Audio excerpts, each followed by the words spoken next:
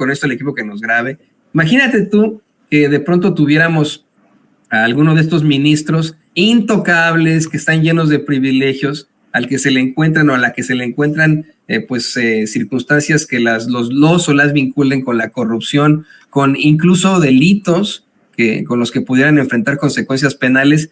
Creo que si hubiera algún tipo de acusación o circunstancia ajena, con este poder judicial que tenemos antes de que llegue la reforma, se burlarían de nosotros, ¿o cómo ves?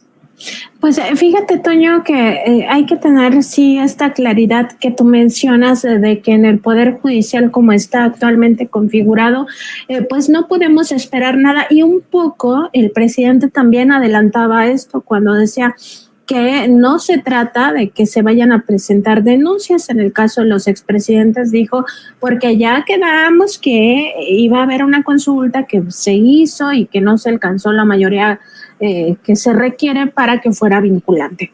Entonces, no va por ahí el tema, va más en el sentido de que la gente, el pueblo, se entere de cómo está justamente constituida la corrupción en las grandes ligas, porque aquí sí ya no son las ligas menores, aquí vamos a ver a quienes detentaron el poder ejecutivo en su momento, como es Calderón, Peña Nieto y el propio López Obrador, que se va a someter a este escrutinio público, y también en el caso de los ministros, el poder judicial.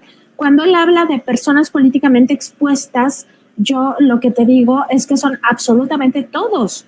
O sea, son senadores, son diputados, son los ministros, los magistrados, los jueces, son todos los integrantes del gabinete del presidente López Obrador, los altos funcionarios, los funcionarios de órganos autónomos también son personas políticamente expuestas. El propio Claudio X González Guajardo, que es líder moral de la oposición política de este país, aunque no tenga un cargo público, es una persona políticamente expuesta.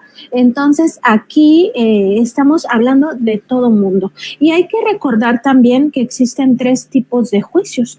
Uno de ellos es el juicio legal, que está perdido justamente por esto que mencionas, que pues el Poder Judicial está tomado por una pandilla prácticamente, ¿no?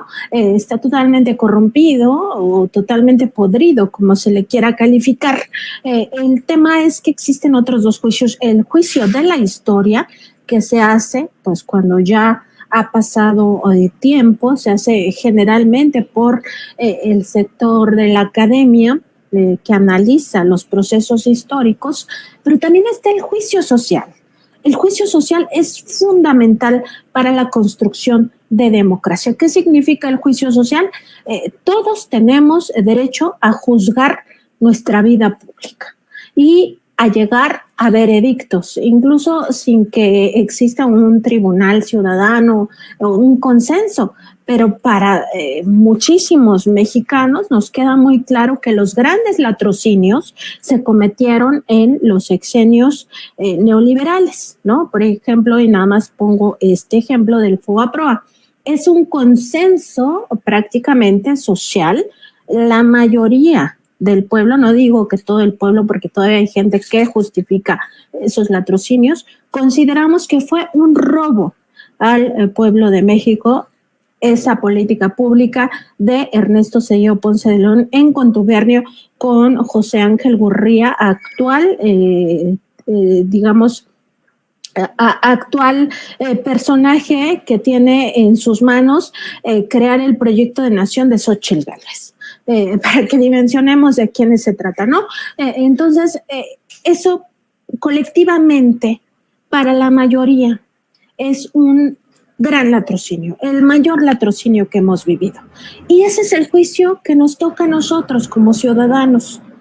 Y eso también es fundamental para la hora en que tenemos que decidir ¿Qué vamos a decidir? Pues en junio vamos a decidir qué proyecto de nación queremos, vamos a decidir si hacemos caso o no a esta mentira que se nos está tratando de imbuir un día sí y al otro también, de que necesitamos contrapesos.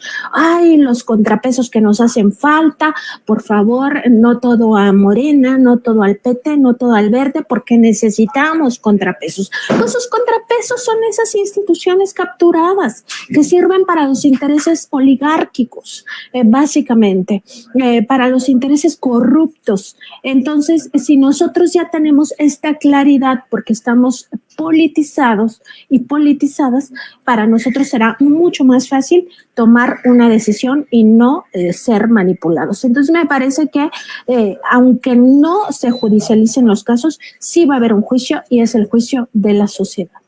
No, y está interesante eso, ¿no? Por supuesto que la historia no perdonará ni a Felipe Calderón, ni a Enrique Peña Nieto, ni a Vicente Fox, ni a Ernesto Zedillo, ni a Carlos Salinas de Gortari, por mencionar a los últimos, igual a Miguel de la Madrid, a José López Portillo, etcétera, etcétera, etcétera. No los perdonarán, no los hemos perdonado hasta el momento y quedaron exhibidos como de los peores expresidentes que hemos tenido. Pero en lo general, sí hay y le pido al equipo